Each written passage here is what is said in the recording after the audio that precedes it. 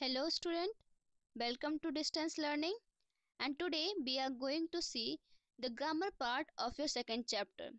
The chapter we have already discussed in the previous two videos, and the question and answer also we have discussed in the last video. So in this video we will see the grammar part. Okay, so first we will read this example. Peter jumped out of a window.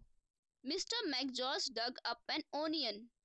अब देखिए यहाँ पे ए और N को bold letters में लिखा गया है, तो आपके मन में क्वेश्चन आता है कि हमने एक जगह पे ए यूज किया है तो दूसरी जगह पे एन यूज किया है, ऐसा क्यों, क्या रूल होता है इनको यूज करने का। ठीक है, तो देखिए यहाँ पे ए विंडो तो डब्लू है, डब्लू क्या है, कॉन्सोनेंट वर्ड है। ठीक है, और यहाँ पे एन ओनियन तो ओ है, ओ क्या है हमारा, वॉवल है। तो यहाँ पे एक रूल आपको दिख रहा होगा कि जब भी कोई वॉवल लेटर्स आएगा तो उसके आगे जो लगाएंगे हम लोग एन लगाएंगे, और कॉन्सोनेंट साउंड के वर्ड्स के आगे हम लोग क्या लगाएंगे, ए लगाएंगे। ठीक है, तो वही पढ़ते हैं अभी। We use a और an when we speak of someone or something for the first time.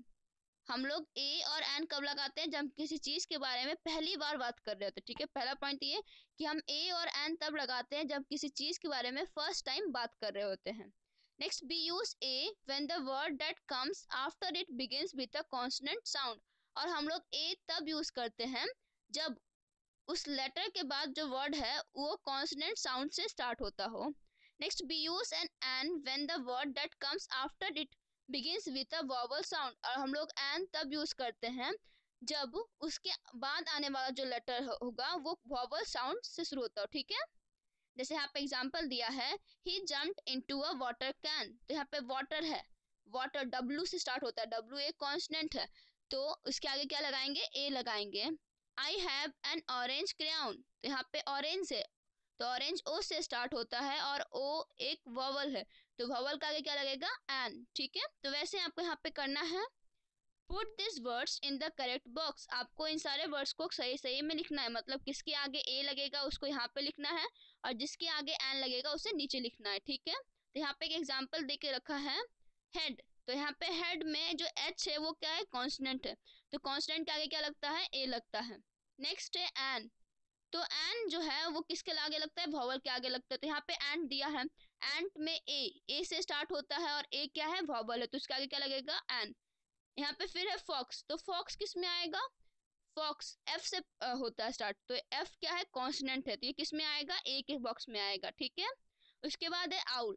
तो आउल ओ से स्टार्ट होता है और ओ एक वॉवल है, तो ये किस बॉक्स में आएगा, एन के बॉक्स में आएगा। ठीक है, तो वैसे ही आपको बाकी सारे क्वेश्चंस करने होंगे। नेक्स्ट पढ़ते हैं, Peter jumped out of a window, the window was too small for mister McGeorge. Peter खिड़की से जंप कर गया लेकिन वो खिड़की मिस्टर मैकजॉर्ज के लिए बहुत छोटा था। अब देखिए यहाँ पे विंडो के आगे हमने ए लगाया है first part of the sentence में, लेकिन सेकंड पार्ट में हमने विंडो के आगे दा लगाया है। तो ये डिफरेंस क्यों, तो ये इसलिए क्योंकि ऑलरेडी हमने विंडो के बारे में बात कर चुका है फर्स्ट सेंटेंस में, और जब हम दोबारा बात करते हैं किसी चीज के बारे में तो हम लोग वहां पे दा लगाते हैं। ठीक है, जैसे Peter jumped out of a window, Peter खिड़की से कूद गया। The window was too small for mister McGeorge, लेकिन वो खिड़की मिस्टर मैकजॉर्ज के लिए बहुत छोटा था। तो यहाँ पे हम जान रहे हैं कि किस खिड़की की बात कर रहे हैं हम लोग, किस खिड़की की, किस विंडो का बात कर रहे हैं हम लोग, उस विंडो का जहाँ से पीटर जंप किया था। तो जब हम लोग कोई चीज के बारे में दोबारा बात करते हैं या फिर जिसके बारे में बात कर चुके हैं, जो हम जान चुके कि किसके बारे में बात हो रहा है, तो उसके आगे हम लोग क्या लगाते हैं, दा लगाते हैं। ठीक है, जैसे यहाँ पे भी दिया है, Peter climbed upon a wheelbarrow and peeped over the edge. Peter sneaked out of the wheelbarrow and started running. अब देखिए यहाँ पे फिर व्हीलबैरो के आगे हमने ए लगाया है first part of the sentence में, लेकिन सेकेंड पार्ट में हमने व्हीलबैरो के आगे दा लगाया है। क्यों, क्योंकि ऑलरेडी हमने फर्स्ट पार्ट में उसके बारे में बात कर चुके हैं, तो हम जान रहे हैं कि किस व्हीलबैरो के बारे में बात हो रहा है। ठीक है, इसलिए हमने सेकेंड पार्ट में दा लगाया है। ठीक है, अब हम पढ़ेंगे हम दा कब यूज करते हैं। B Neema had a pet cat, the cat was very naughty. Neema के पास एक कैट है, वो कैट बहुत शरारती है।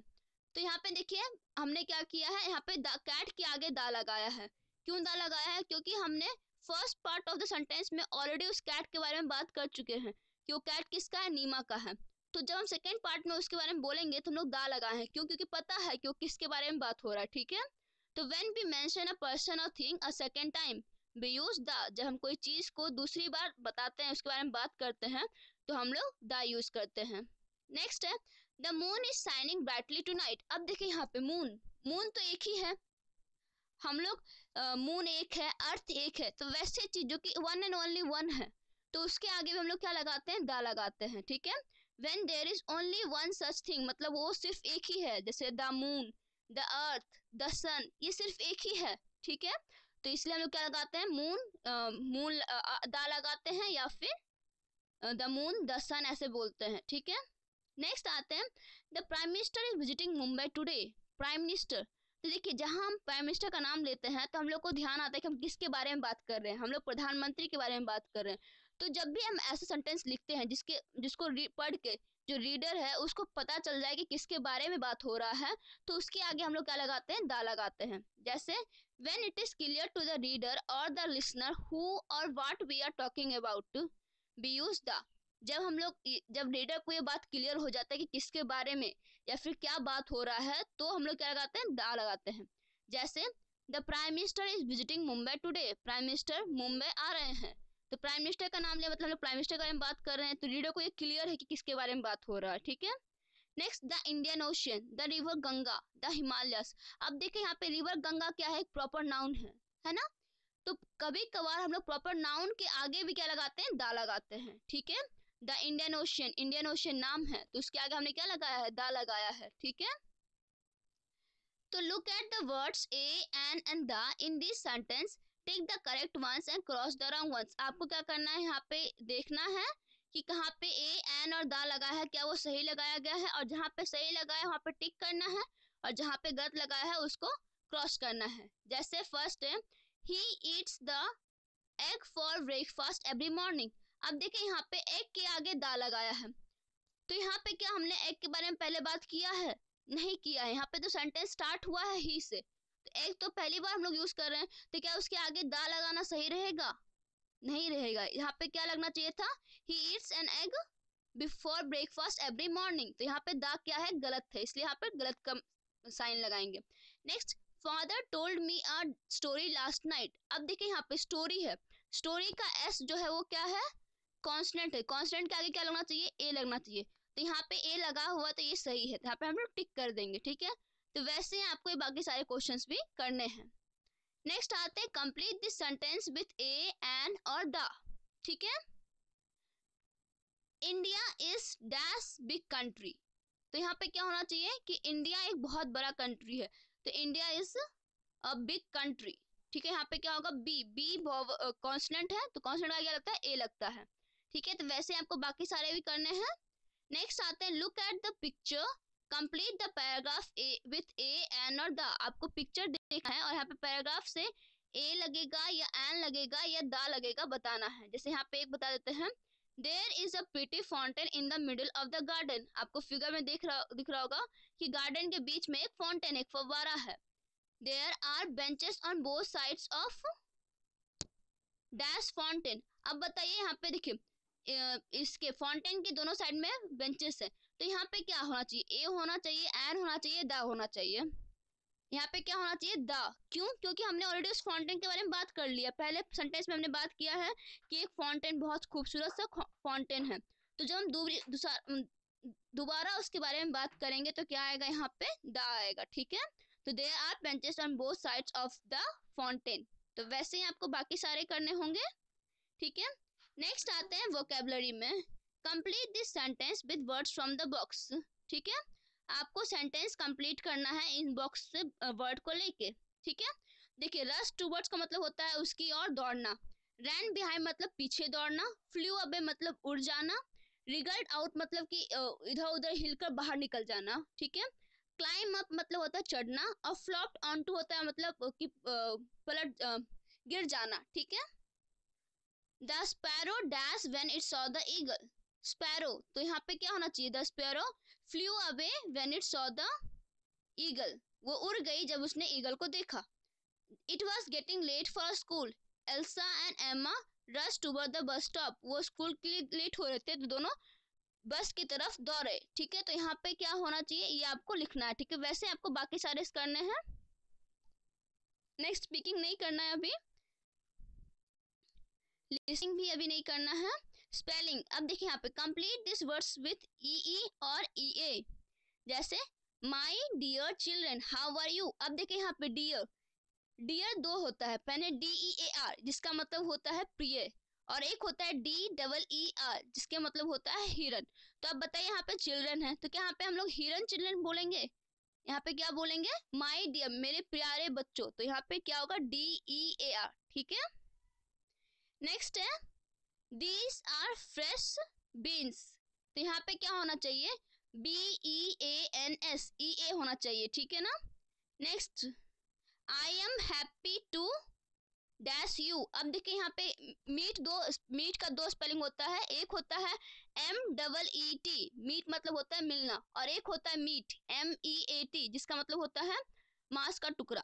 ठीक है। तो यहाँ पे क्या होगा कि मुझे मांस का टुकड़ा देख पसंद है ऐसा, या फिर यहाँ पे क्या होना चाहिए कि मुझे आपसे मिलकर खुशी हुई। तो यहाँ पे क्या होना चाहिए? मीट। तो MEET। ठीक है ना। तो वैसे आपको बाकी सारे करने हैं। नेक्स्ट आते हैं राइटिंग में। Look at this picture and write a paragraph describing what you see. आपको इस पिक्चर को देख के एक पैराग्राफ लिखना है कि आप इसमें क्या देख रहे हैं।